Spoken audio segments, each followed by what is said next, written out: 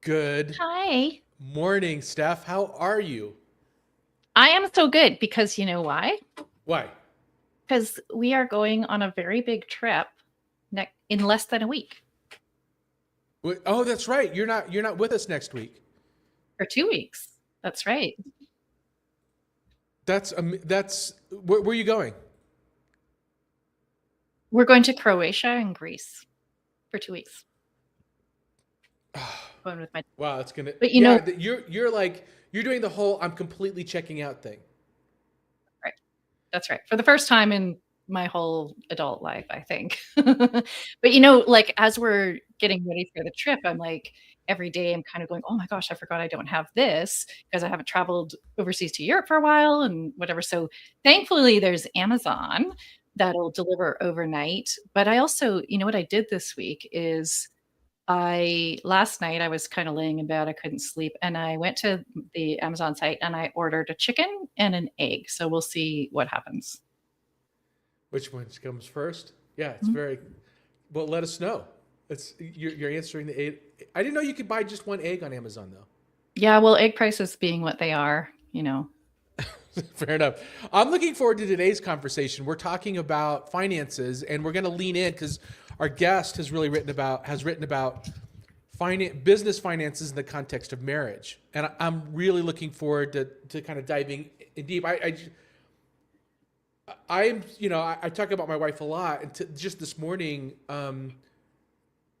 she said she was upset with me. She said you haven't listened to a word I've been saying. And I thought to myself, that's a really weird way to start a conversation. So I'm looking not only for financial advice, but also potentially some marital advice from our guest today. Nothing, Steph. You're giving me nothing. You gave me I gave nothing. you like a great dad joke. Come on. Fair enough. The chicken and the egg. You're right. Um, what financial metrics actually drive your decisions? Shocking fact, according to the US Small Business Administration, 82% of small business failures are caused by cash flow problems, yet most founders focus on revenue metrics instead of cash flow timing. When Patrick McKenzie, the founder of Calazumias, discovered that his team was making decisions based on vanity metrics instead of accountable data, he implemented a simple 3-metric dashboard that improved decision-making speed by 40%. That insight reveals that most founders are flying blind when it comes to numbers and what actually matters to survival and growth. Today on How to Founder, we'll be talking about defining financial management and also, hopefully, how to include your spouse in on those decisions. I'm your host. With me today is Stephanie, and today we have Dr. Travis Parry, the #1 best-selling author of Achieving Balance and Marry and Grow Rich. Oh, I misread that. I thought we were going to talk about Marry Rich. He's sought after industry speaker, the host of Balanced Growth Show, and the founder of Make Time Institute. However, his greatest accomplishment is his marriage to his bride of 22 years and their 8 children. Dr. Travis, thank you so much for joining us, and I apologize for my bad dad joke. This is how I welcome every guest, by the way. So there's nothing different. I love it. Yeah, I'm just waiting to hear. I want to know what comes first, the chicken or the egg. So I'm really We'll excited. find out. I'm really It's on excited. Prime, so it should find out by the end of the 2-day day. shipping. You might get it. No, thanks for That's right. having me. This is so good. So good to talk about business and money and marriage. We tend to silo these 3 things, but I think we can really have a great conversation about how these can be a great combination. All right, well, let me kind of kick it off just with a very generic question. A lot of founders make financial decisions without the right data. So let's talk a little bit about what is the right data and why are founders making decisions without it? Yeah, such a great question. I think business owners, founders, Those that start the business, right? They're the entrepreneur types. They're the go-getters. They're the ones who have the bright idea, want to bring it to the world. And they've probably, the majority of them are not, that they're bringing it up by the bootstraps, right? They're bootstrapping it. They're getting started. They're moving forward. So I think they're used to having the odds stacked against them from the beginning, right? Look at all the great, founders of our time. Amazon, where Stephanie's going to get her chicken or egg from, that started in a garage somewhere, right? We can look at all of like so many other examples of where people started, and they start really against the odds. So I think that founders are used to disregarding metrics, disregarding boundaries, forms, because of their nature and maybe some of the things that they've learned. However, when any business gets to a certain point, you can't deny those things. You do need to look at them. You need to know, how can you scale and grow? And in my book, Marry and Grow Rich, I talk about the team at home, your spouse and your family, and the team at work. If your team is not on the same page, even at work financially, then things can get really haywire. So I absolutely agree with what you're talking about there. If you don't follow, and you don't track your metrics, how do you know where you're going? How do you know which way is the right, correct direction? How do you make decisions? So, Steph, Travis just called founders delusional. Do you agree? Well, we knew that already. Yeah. So there's so many layers here, right? That I'd love to sort of unpack a little bit, because, I do a lot of valuation and business financial metrics as part of that process.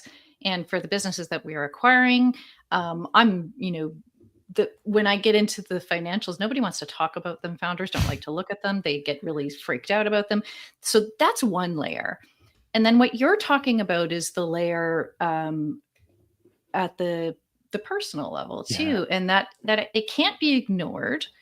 And it can't be ignored for several different reasons. One of them, obviously, is cash flow management. And when we're early in our startup, and when we're in a different phase of our business, what do we need from a personal perspective? But I also think there's this sort of like non-financial layer to this as well, because when we are, it would be very hard for me to be in relationship with somebody who, was a union worker or didn't understand the entrepreneurial environment, because this comes with a lot of like, instability and all sorts of nuance. And so there's this whole other like people layer of finances that I think really need to be addressed in a relationship, whether you're married or you're in partnership with somebody. So I'd love for you to unpack that a little bit. Like, what Yeah. are all these kind of layers of financials that, I think if all we said was, in your business, you need to have good financial metrics and reporting, I think most people would be like, yeah, okay, got that. Yeah. Episode's But over. this is like a whole, yeah, we're done. This is like a whole other interesting conversation, because there are lots of tentacles. So thank you for that.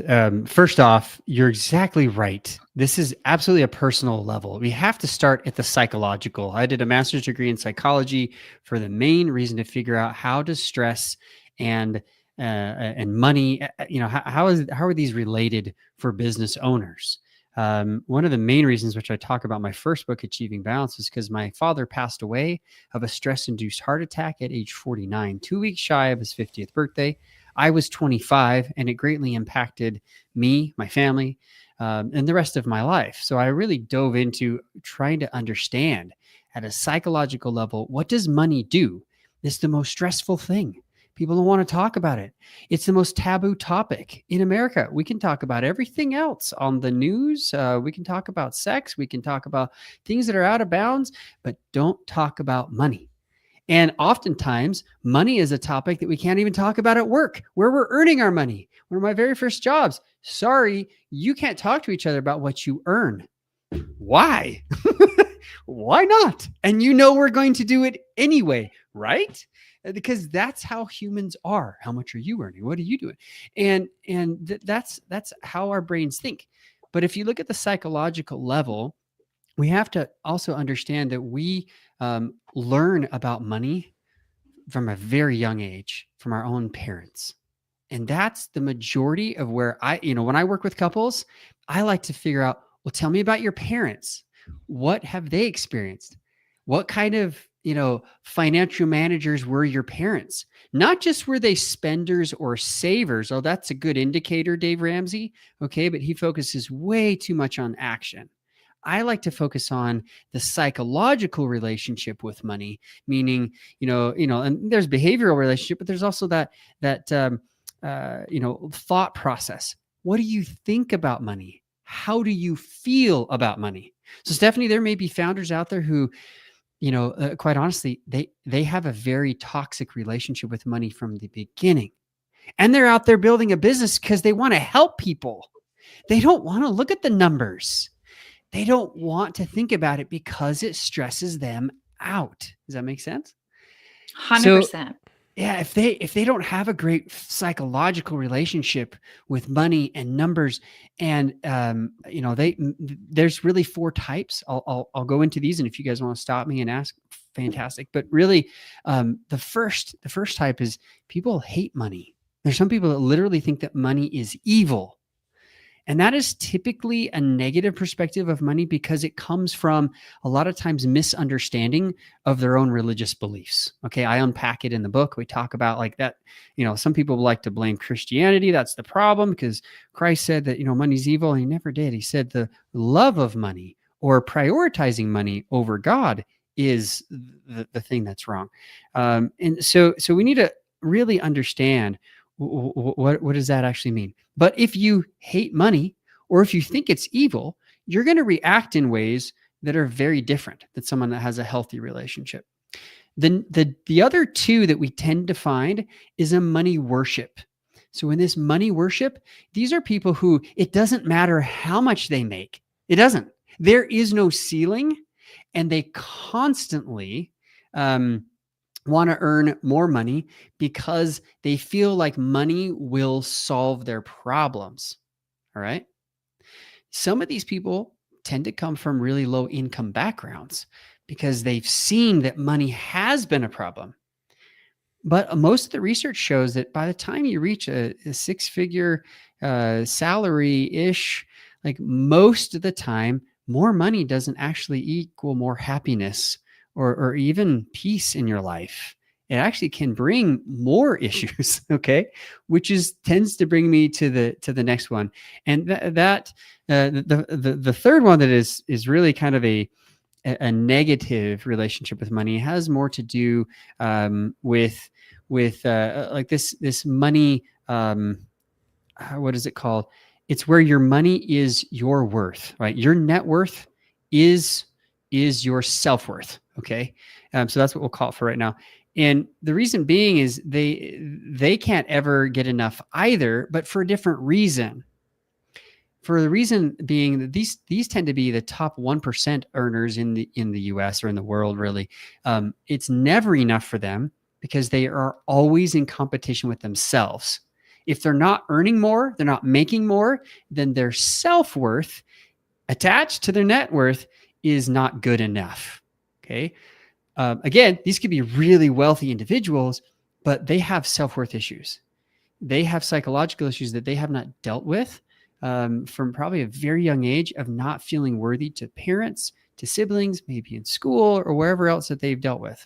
Okay, so those are the 3 that we typically see. More of a net worth is your self-worth, kind of a money worship attitude, and then even money is evil. The one that tends to show up that is good, is positive, is more of an abundance mentality with money, that money is a stewardship. Money is something that we've been given and we need to use wisely. And therefore, these people tend to have enough in the bank. They have their emergency funds set up. They're ready for a rainy day. Okay. We tend to call them money vigilant, meaning they're kind of looking out. They're ready for what might happen. They're the ones who are prepared. So now we get into the marriage part, and we'll stop right here. I'll let you guys ask questions and interject here, but you find someone who's, money is evil and money is a stewardship. And all of a sudden we've got a psychological problem waiting to happen. Does that make sense? And they get married. So, and you could marry money is evil and money worship. That might even be worse in some respects because it's totally opposite. And then money comes in and they fight over literally where it goes. The other day, just a quick example, I was helping my mom move into a new home, and I was out in the parking lot, and a couple was in the car literally yelling at each other. You spent this much money on your phone, and you spent and they were having an all-out argument in the car. It took everything that I had to just be like, okay, relax. I know this is what you do for a living. And you can go help them and figure out what's going on. But likely they just come from two psychologically differing behaviors, and they're not ever going to be able to get on the same page until they can recognize those differences. There's so much here. And this is an area that I've done a whole bunch of work in over the last few years. So you're like, there's so much to unpack here. And I think that understanding and recognizing what your kind of money story is and the history that you've grown up with. But I think what's interesting is that there are these hybrids of those four that are kind of the combination of what you've externalized as well as what you've kind of grown up with.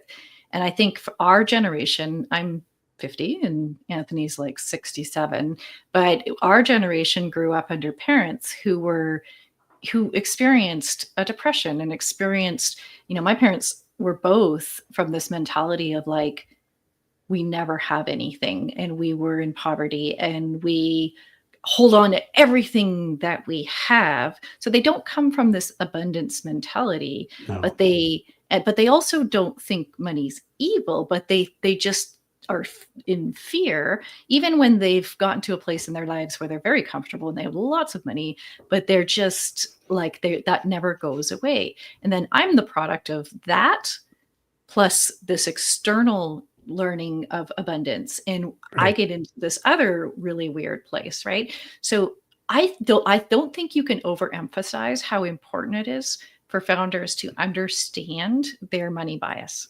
Oh, I And love that. Yeah. when you do, and you see it, I mean, then there's a whole pile of work to do, right? To start unlearning that stuff. But it's so ingrained and it's so much a part of the decisions that we make and how we interact with money and the reasons that we get into the financial positions that we're in, right? So Yeah, there's no question. I want to tug on that a little bit. All right, doctor, help me self-diagnose. When I want to. I'm not asking you on purpose, Stephanie. Yeah, I think Stephanie already has a diagnosis for you. No, but help a founder. So help a founder diagnose when their relationship with money is unhealthy. Yeah. Especially when Asking it comes to for a business friend. money. Yeah, asking for a friend. Asking for a friend. LMAO. All right. So, so I actually have an awesome quiz in my book. It's on page 102, and it's your own, what I call money relationship assessment. Now, Amazing. yeah. Imagine that, an assessment, by a PhD. That's what we love doing, right? So I will tell you. Throw your link up to your book here now. Thanks, man. Yeah. Yeah, thank you for doing that. And, I asked 10 questions. It's really simple, and it's a true and false. And in that true and false, I can actually just throw these questions on here right now. Okay. And I will show you, Anthony, how this works. It's really simple. It's really just answering this question. I'm going to throw some statements here, and you just write down true or write down false. Okay, Anthony, you can go with this. We're gonna do. We're gonna do it live. I'm just gonna say true or false. Yeah. So Just do that. Totally transparent. Totally transparent. I And love this. It's okay if you cry. Yeah, if you cry, we'll show you some ink blots. No, for real, like this is these are, don't overanalyze. Okay. Knee-jerk reaction. I've never been accused of overanalyzing anything, so we're fine. We're good. That's awesome. So I'm not going to tell you what's what. I'll tell you in a little bit later. But just answer this question. Don't ask me a question on it. Just assume whatever comes to your mind. Okay. Okay. First question or first statement: money will make me happy. False. Yes, true. You say true? I do. Okay. But that's coming from a place of having done a whole bunch of work. All right. So here's the next one. Money would solve all my problems. False. Not all. So true or false? And don't, no False. comments. Okay, Okay, false. so- All right. Things would be better if I had money. True. True. Okay. My net worth is my self-worth. False. False. I'm only as successful as the amount of money I earn. False. Only as successful. Don't overanalyze, No. Anthony. True. Okay, exactly. If something is not the best, it's not worth buying.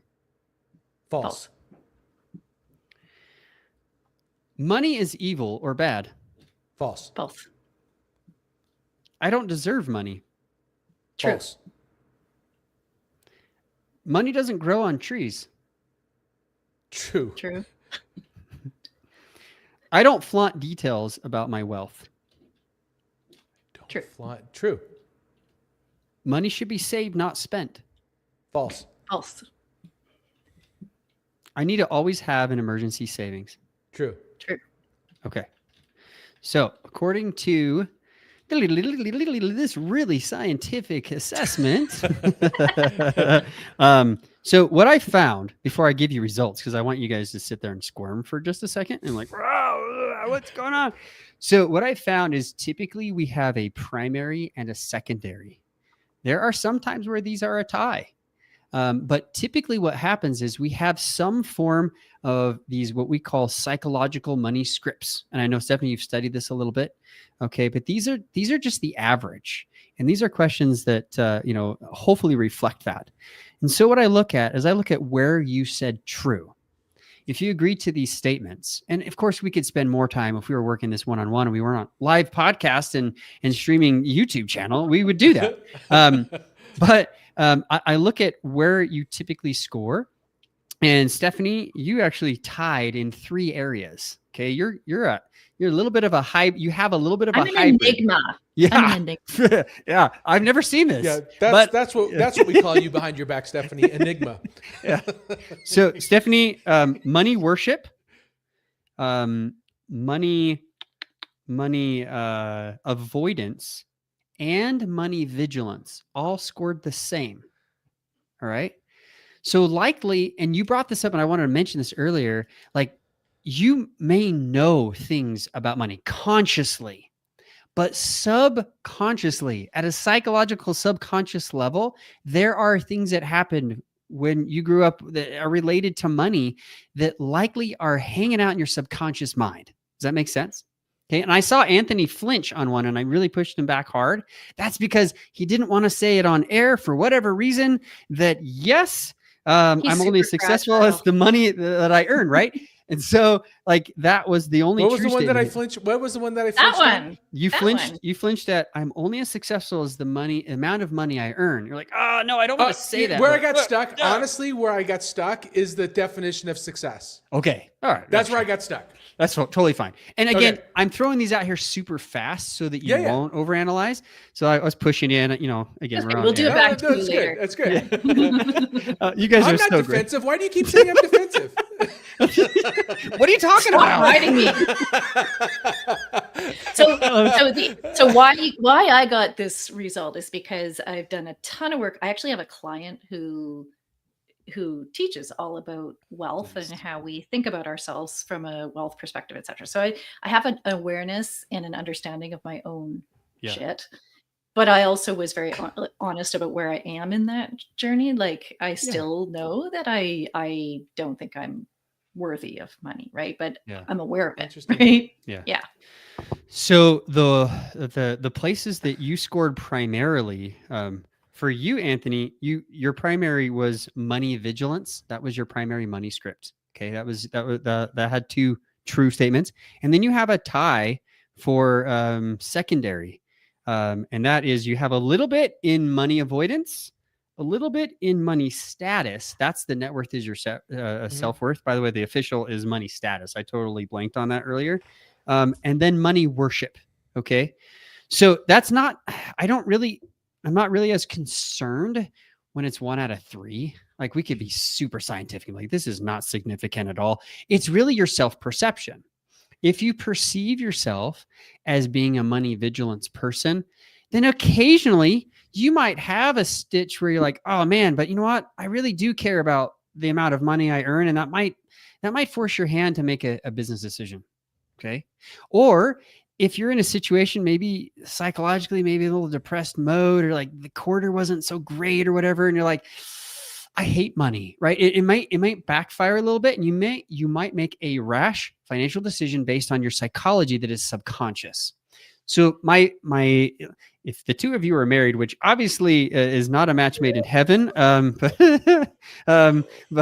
you fight like brother and sister, so this is great. But if the two of you are married, this is just kind of fun for argument's sake. Like, and let's just say out of those 3, Stephanie, for you, this is self-report, this is self-assessment.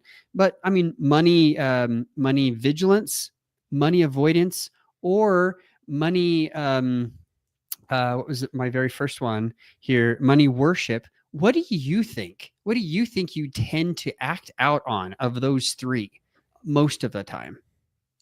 I would say, due to history and the things I'm aware of, that although I wouldn't call it worship, I would call it a constant striving, Okay. which is, I think, as much bound in story as it is in practicality, right? These Sure. heavy financial responsibilities and being the only earner and all that sort of thing.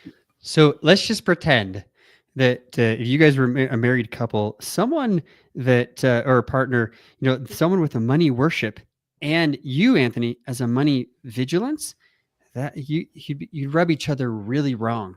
Okay. So this is where a lot of marriage therapists would come in and be like, you just need to communicate about it better. Well, communication will only get you so far. It's only the interaction. And quite honestly, when you're really vigilant about communication, you're not really speaking from a subconscious level. You're speaking from a conscious level. You're thinking about communicating. You're really, in a unnatural form. Okay. But when you're in the kitchen and you're making, light conversation about should we go to this, I bought these tickets to go, wait, what did you do? Or, I did this thing, and you have to explain it to your spouse. And all of a sudden it's subconscious reaction.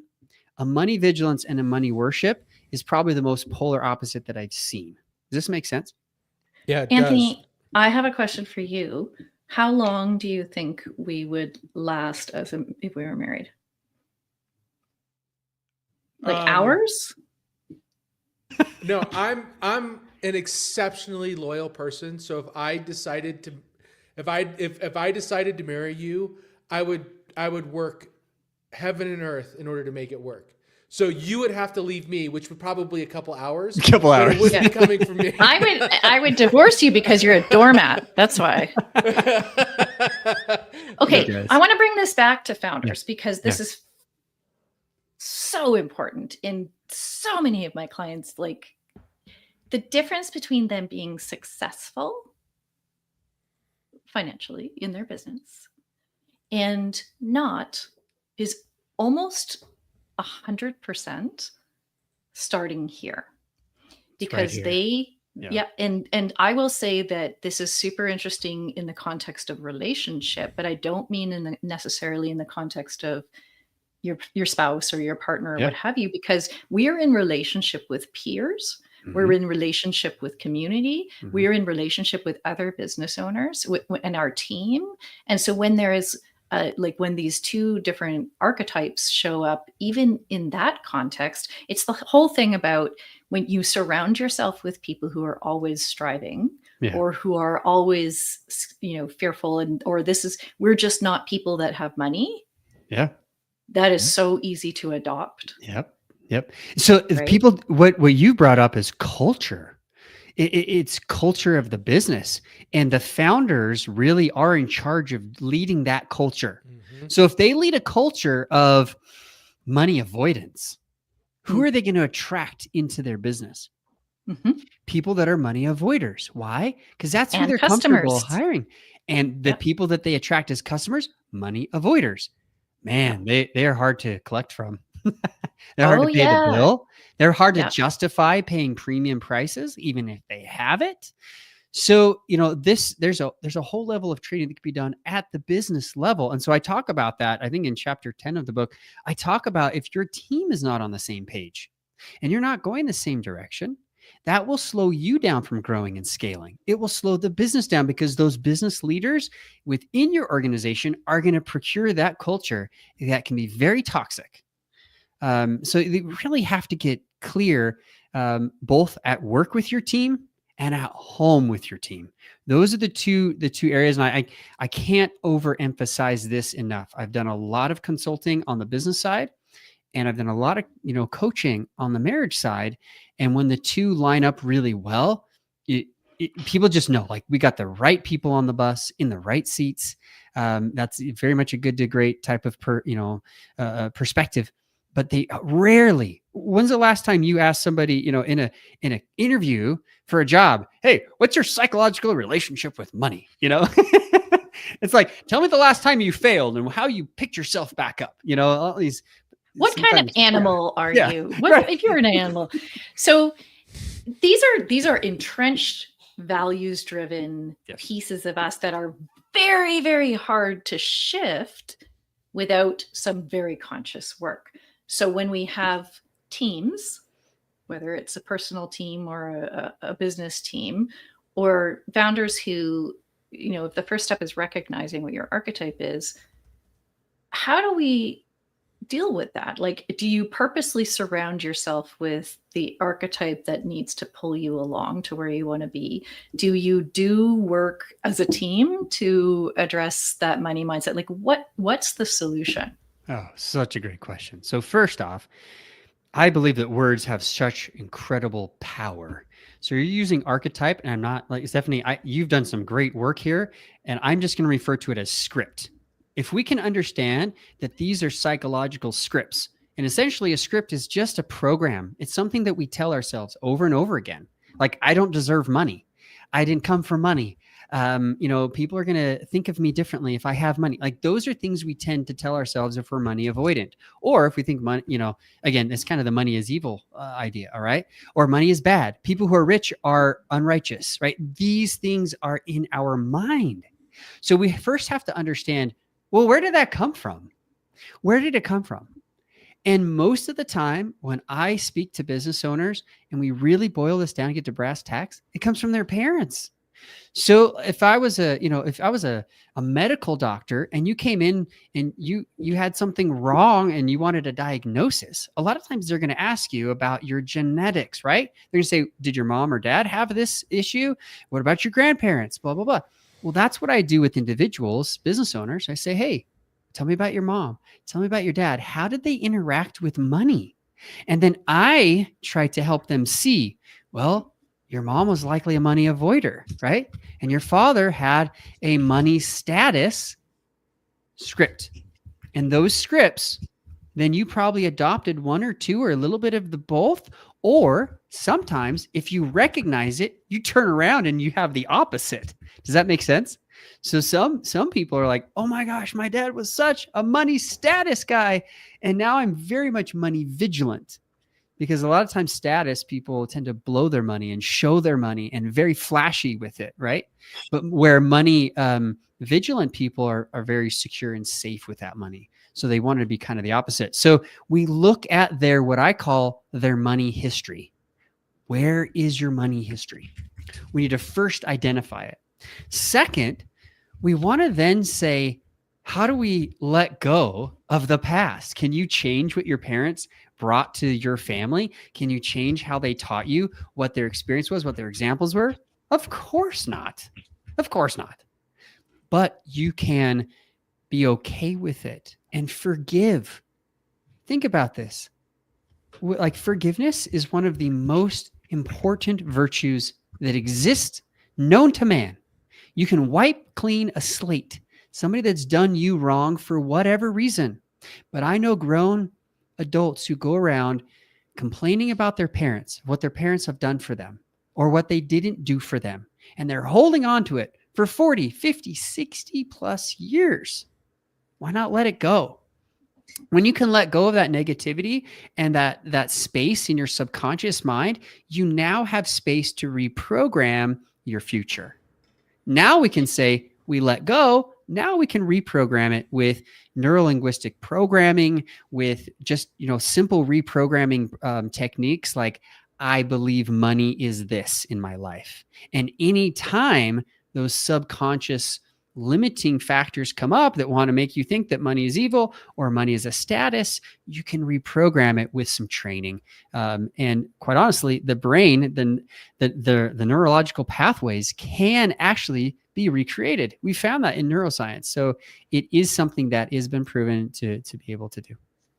I think there's a piece there too around self-forgiveness, because I think Well, a I lot just of want to people... say, sorry, Steph, really quick. I just feel compelled after what Dr. Travis said to tell my dad that I love him. So I just wanted to say that out loud. There's a little bit of it. I forgive you, Dad. I love you. I feel so much better now. Thank you very much, Travis. Are you going to cry? Because that's embarrassing. I got a little bit. I got a little. So I think and I believe that a lot of people actually use money to punish themselves, to recreate something that they feel responsible for, and they shouldn't have the good thing because they are punishing themselves, right? I thought you were going a whole different direction there, Steph. I'm like, please don't go there. All right, keep going. Yeah. So yeah, I mean, I agree. And if you have been dealing with mistakes, like I've made financial mistakes, like raise your hand. Anybody in here made a financial mistake in their life? Of course. But those resilient people, like the study of resilience is fascinating. Mm-hmm. People can go through horrible abuse, horrible neglect, really bad situations, war, and they forgive people or they forgive themselves for carrying these burdens for a long time. And again, forgiveness is letting go of a burden. It's literally letting go. And there's just example after example that we don't have time to talk about of so many people who have showed us this. And once you're able to do that, you do feel more psychologically free. And you have space to say, okay, what do I want in my future? How do I want to create this?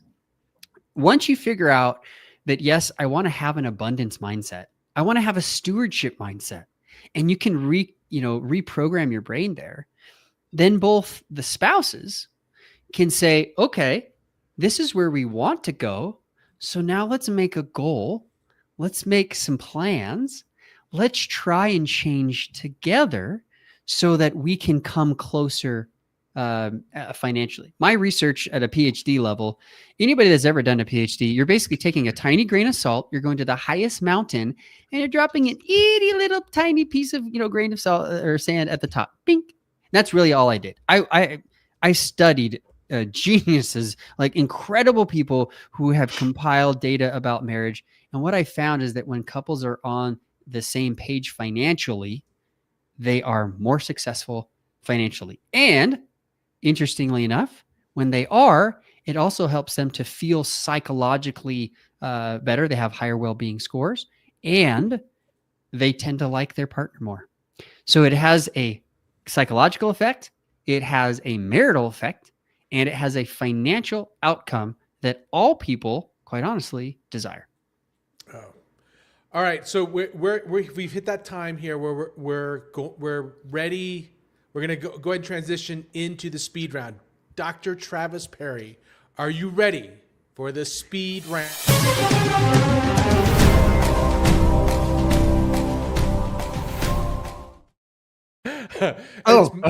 It's meant to instill panic, so that was good. All right, question one: track cash flow daily, weekly, monthly, or quarterly?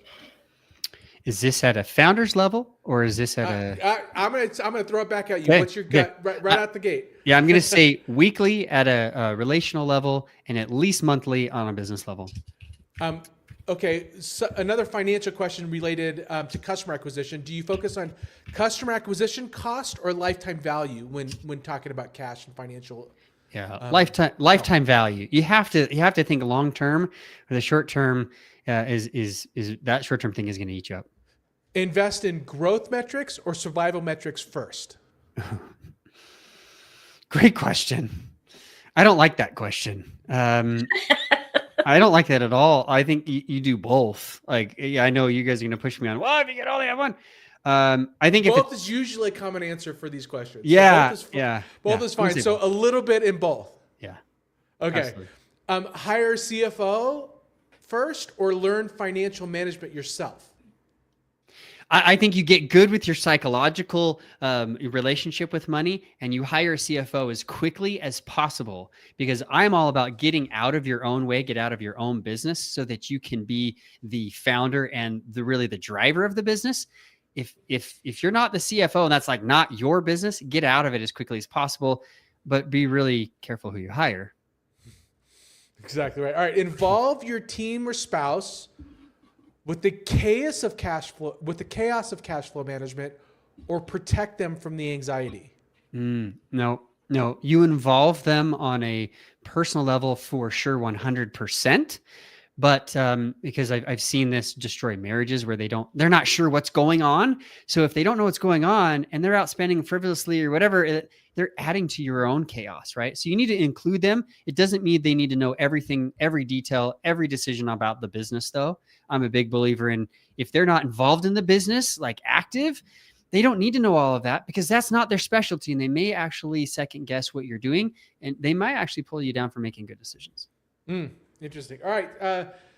Stephanie, tell us what you learned with the Founding Fundamentals. I learned that you and I probably will never marry. But I think we might have known that already. Yeah, I think we do that. It'd be like a reality show. Kind of like Lost or something. Financially lost. Financially Dazed and confused. All right. Here's what I took away. I mean, there was a ton of great stuff in here. This is something I could talk about for hours, but the psychological side of financials and how that permeates relationships is actually, like, inside and outside of business, is actually like such a pivotal and important thing to understand as a business owner, as a partner of a business owner.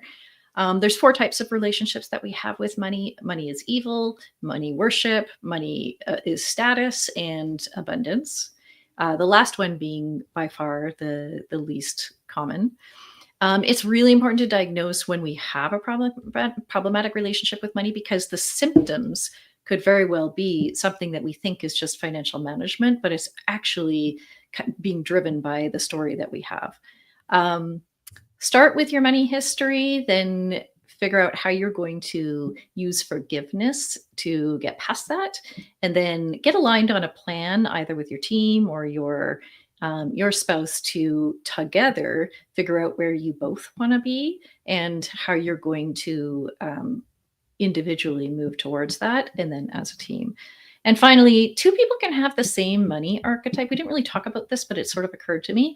2 people can have the same money archetype, but behave differently, sort of in the same way that we have different attachment styles, but our behavior, we might have the same attachment style, but our behavior looks a little bit different. So I think that that's also important, because it's just one part of the story. Yeah. I'll mention some deep dive resources here. Financial Intelligence by Karen Berman and Joe Knight. Obviously, The Lean Startup is a great little book for founders to talk about how to run their business lean, by Eric Rice. And Travis, why don't you again tell us one more time about your book and where we can learn more about you? Yeah. And really quick, to piggyback off that, we didn't talk about the behaviors, but yes, you could be on the same page or on a different page, but you still need to track where the money is outflowing together as a couple, so that you can, work together. The behaviors are super important. And I talk about that in my book, Marry and Grow Rich, which you can pick up Amazon, Audible if you want. You can also go to my website, marryandgrowrichbook.com. You can get that cheaper. You can get the download plus the Audible version. They're right on the website for $5. So pretty simple. Love to have you check that out and take the assessments yourself. There are 4 others in there, and there's a whole section on how to grow your business while you're able to be on the same page and team with your team at work. Awesome. Thank you. Stephanie, go ahead and close us out. All right. Thanks so much for listening. Please make sure to visit us at howtofounder.com, where you can connect with us on LinkedIn and subscribe to YouTube, Apple Podcasts, Spotify channels. Leave us a review if you've enjoyed or you really didn't enjoy this episode. And remember, you are the pioneer of economic prosperity. We're so grateful for you being here with us and with you along the way. Thanks, everybody.